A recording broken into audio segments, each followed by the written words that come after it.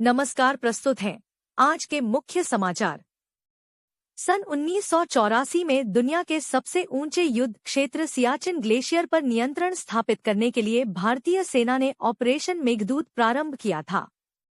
Operation Meghdoot की सफलता के कारण ही आज सियाचिन भारत का हिस्सा है। इस अभियान में शहीद हुए 19 कुमाऊं रेजिमेंट के एक ऑफिसर और 19 जवानों को पूर्व सैनिक संगठन एनसीसी कैडेटों तथा सीनियर सिटीजन वेलफेयर सोसाइटी ने उल्का देवी मंदिर के निकट स्थापित शहीद स्मारक में सलामी देते हुए और पुष्प चक्र अर्पित करके श्रद्धांजलि अर्पित की।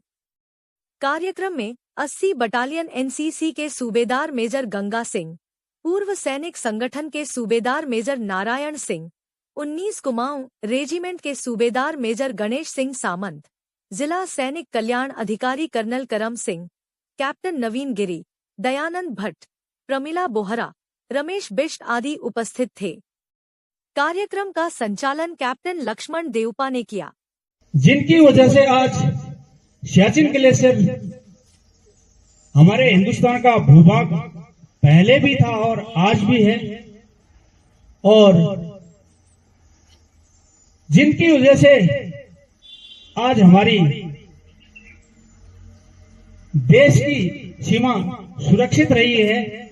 ऐसे बलिदानियों को आप श्रद्धांजलि देने के लिए यहां पर उपस्थित हुए हैं। मैं भी सभी सावलों का तहे दिल हार्दिक अभिनंदन और स्वागत करता हूं। साहिबान, थोड़ा सा इस ऑपरेशन बलिदान के बारे में मैं बताना चाहता हूं। सियाचिन ग्लेशियर पूरे वर्ल्ड का सबसे ऊंचाई वाला भूभाग है। सियाचिन ग्लेशियर का एक बड़ा भूभाग अत्यधिक ऊंचाई -50 डिग्री से भी अधिक ठंड के कारण न हिंदुस्तान और न ही पाकिस्तानी फौज द्वारा ऑक्युपाइड था, जबकि वो हिस्सा हिंदुस्तान का रहा हुआ है।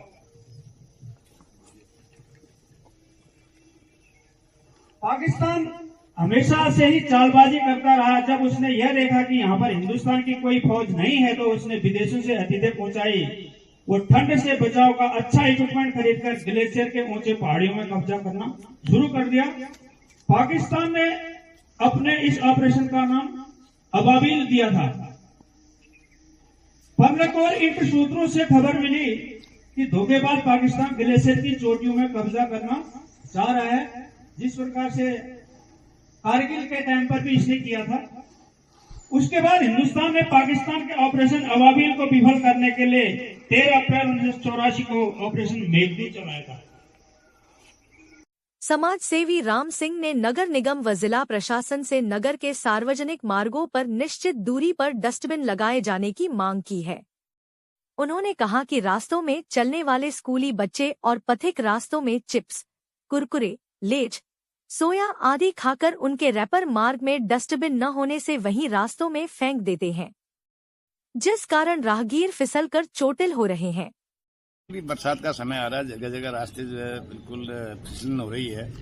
हमारे बच्चे, स्कूल के बच्चे या छोटे बच्चे, महिलाएं रास्तों में वो चिप्स के ये सब खाते हैं लोग, उनके रैपर्स को फेंक देते हैं सड़कों में, जिससे उनसे कई लोग फिसल चुके हैं। इनसे मैं नगर निगम के मेयर से और नगर निगम के अधिकारी से मेरा अनुरोध है कि ये ऐसे रास्तों में जगह जगह अगर वो क्या कहते हैं डस्टबिन रख दें, तो बच्चे उसको डस्टबिन का यूज कर लेंगे। इससे रास्तों में इस तरह की कोई दुर्घटना से हम बच सकते हैं। जी धन्यवाद। सोर वैली पब्लिक स्कूल में सीबीएसई बोर्ड परीक्षा में सर्वाधिक अंक प्राप्त करने वाले विद्यार्थियों को सम्मानित किया गया। मुख्य अतिथि विद्यालय की चेयरपर्सन स्तुति ने सर्वाधिक अंक प्राप्त करने वाले विद्यार्थियों को मेडल और प्रशस्ति पत्र प्रदान करके सम्मानित किया एवं उन्हें व उनके अभिभावकों को शुभकामनाएं दी। प्रधानाचार्य मंजू रजवार ने बताया कि 12वीं में ललित मोहन बिष्ट ने 96.6% अंक प्राप्त करके प्रथम, बबीता गोस्वामी ने 95.4% अंक प्राप्त करके द्वितीय तथा भावेश सिंह दुगताल ने 92.2% अंक प्राप्त करके तृतीय स्थान प्राप्त किया। कक्षा 10 में मुदित पंत ने 96.4% अंक प्राप्त करके प्रथम, प्रियांशु सान्याल ने 93.6% अंक प्राप्त करके द्वितीय एवं दृष्टि कन्याल ने 89.2% अंक प्राप्त करके तृतीय स्थान प्राप्त किया। निदेशक डॉक्टर उमा पाठक ने कहा कि सोर वैली पब्लिक स्कूल के विद्यार्थी न केवल शिक्षा के क्षेत्र में अपितु खेल के क्षेत्र में भी अग्रणी रहते हैं। कार्यक्रम में विद्यालय स्टाफ, अभिभावक व विद्यार्थी उपस्थित थे। Our top scorers were felicitated today along with their parents. But I must say that each student who appeared for board exams is worthy of a pat on the back and praise for being brave enough to face this challenge in life. Success is a combined effort, primarily of the student, supported by teachers, parents, friends and advisors. सोर valley public school, the best public school of Pithoragarh.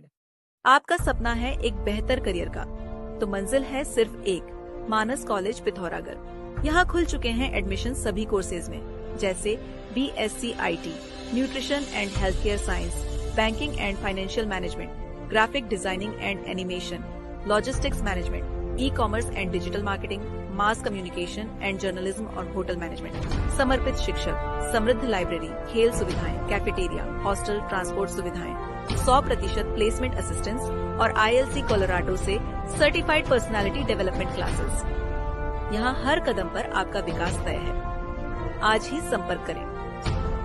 जैसा कि आप जानते ही हैं, सोना लगातार महंगा हो रहा है और आगे भी महंगा होते रहेगा। गोविंद लाल सुरेश लाल चौधरी ज्वेलर्स आपके लिए लाए हैं एक समाधान, स्वर्ण संचय योजना, जिससे आप आसानी से सोने के गहने बना सकते हैं। इस योजना के तहत आप 11 महीनों की किश्तें जमा करके 12वें महीने की किश्त की छूट का लाभ ले सकते हैं। अधिक जानकारी हेतु अभी संपर्क करें गोविंद लाल सुरेश लाल ज्वेलर्स, पुराना बाजार, पिथौरागढ़। श्रम विभाग पिथौरागढ़ में पंजीकृत श्रमिकों को ट्रेनिंग देने वाली संस्था पर भवन एवं अन्य सनिर्माण कर्मकार कल्याण संघ उत्तराखंड ने बड़े घोटाले का आरोप लगाया है। संगठन के अध्यक्ष प्रेम राम, महासचिव पवन नाथ, कुमाऊं मंडल अध्यक्ष गीता वर्मा, सचिव प्रीति थापा, उपाध्यक्ष राजीव सिंह, अनिल टमटा, अर्जुन धौनी आदि ने जिला कार्यालय परिसर में धरना प्रदर्शन करके बताया कि श्रम विभाग ने जीवन केयर फाउंडेशन के माध्यम से RPL, EDP, सिलाई व मजदूरों की ट्रेनिंग आयोजित की थी। सिलाई की 34 दिन की ट्रेनिंग 3 दिन में ही निपटा दी गई और सिलाई सीखने वालों का निर्धारित मानदेय 4,200 रुपये उन्हें नहीं दिया गया। मजदूरों की 15 दिन की ट्रेनिंग भी 3 दिन में निपटा दी तथा उन्हें भी निर्धारित 2,100 रुपये का मानदेय नहीं दिया गया। श्रम विभाग द्वारा अबुक्त संस्था के माध्यम से ब्यूटी पार्लर की ट्रेनिंग कराई जा रही है। संगठन ने जिला प्रशासन से उक्त मामले की जांच कराकर दोषियों पर उचित कार्यवाही करने की मांग की है। राजकीय इंटर कॉलेज बास्ते की विद्यालय प्रबंधन समिति के अध्यक्ष नवीन सिंह नेगी ने जिलाधिकारी विनोद गोस्वामी को ज्ञापन देकर इंटर कॉलेज में PRD कार्मिक तैनात करने की मांग की है। उन्होंने कहा कि विद्यालय में कोई भी चतुर्थ श्रेणी कर्मचारी नहीं है। घंटी बजाने, विद्यालय खोलने बंद करने के लिए, सफाई और सुरक्षा के लिए कोई कर्मचारी न होने से दैनिक कामकाज में व्यवधान उत्पन्न हो रहा है।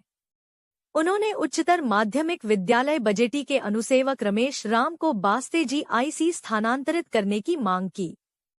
4th क्लास चाहिए था हमको। वहाँ आए दिन वहाँ गंदगी हो रही है, ताले टूट रहे हैं स्कूल के, और बच्चों को कि चलो बच्चों के हाथों से झाड़ू लगा रहे हैं, घंटी बजवा रहे हैं, तो उसमें बहुत डिस्टर्ब हो रहा है। बच्चों की पढ़ाई नहीं हो पा रही है और 14 की हमें सच्ची जरूरत है। अंदर फूल लगा रखे हमने, वो बकरी पूरी आग जला रही है, बकरी भैंस को भी खुला है वहाँ पे, कोई न चार दीवार है न कोई गार्ड है, तो परेशानी हो रही है हमें वहाँ पे। हमें वहाँ पे एक होम गार्ड की जरूरत है इसमें। स्वरांजलि नृत्य वाटिका में 4 दिवसीय कथक नृत्य कार्यशाला का शुभारंभ हो गया है, जिसमें वृंदावन के मशहूर कथक नर्तक कोरियोग्राफर आशीष सिंह उर्फ नृत्य मंजरी दास प्रशिक्षणार्थियों को कथक नृत्य की पारंपरिक बोलों पर तालीम दे रहे हैं। प्रशिक्षक आशीष सिंह ने बताया कि बच्चों को अपनी भारतीय सांस्कृतिक नृत्य परंपरा का ज्ञान होना अत्यावश्यक है, वरना हमारी यह धरोहर विलुप्त हो जाएगी। संस्थान की संचालिका उमा पांडे ने कहा कि इस कार्यशाला से बच्चों को नई चीजें सीखने को मिलेंगी। उन्होंने आशीष सिंह का यहां आने के लिए आभार व्यक्त किया। कार्यक्रम में शिक्षक संदीप पांडे, प्रतिभा दरियाल व छात्र छात्राएं उपस्थित थी। जरूरी सूचना ITDA कैल्क में शुरू होने जा रहे हैं निशुल्क डिजिटल मार्केटिंग, साइबर सिक्योरिटी और ग्राफिक डिजाइनिंग कोर्स। मिलेगा IT डिपार्टमेंट का सरकारी सर्टिफिकेट और वो भी बिना किसी शुल्क के। हमारे पास है हाईटेक कंप्यूटर लैब और उच्च प्रशिक्षित फैकल्टी। प्रवेश पहले आओ पहले पाओ नियम के आधार पर। सीमित सीटें। जल्द संपर्क करें ITDA कैल्क, निकट Stafford public school, GIC road, Pithoragarh. Mobile number 9758928770। साहित्य, शिक्षा, संस्कृति, तकनीक, इतिहास, ज्ञान, विज्ञान, अध्यात्म, धर्म, स्थानीय और देश विदेश की खबरें देखने, सुनने और पढ़ने के लिए कृपया लाइक, सब्सक्राइब व शेयर कीजिए देवभूमि समाचार YouTube चैनल, फेसबुक पेज व न्यूज पोर्टल को।